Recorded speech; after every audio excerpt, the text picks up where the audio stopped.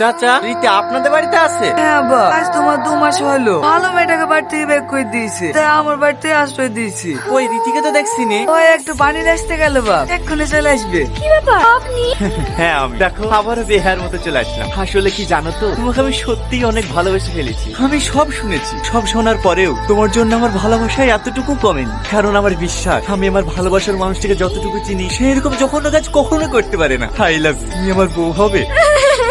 দূর পাগলি, তুমি ওকে কান্না করে। বোন, কি ব্যাপার ভাবি? তুমি আমাকে ক্ষমা করে দাও বোন। আমি আমার মায়ের কথা শুনে তোমার ঘরে এই লোকটাকে পাঠিয়েছিলাম। আরে আরে কি করছো? ওঠো ভাবি, তাহলে তুমি বাড়ি চলো।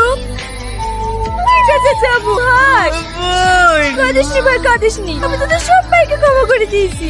কি ব্যাপার স্যার, আপনি আমাদের বাড়িতে? স্যার মানে? ইনি তো আমাদের কোম্পানির বস। বসেন স্যার, বসেন। আজ আর বসবো না, আবার অন্যদিন আসবো।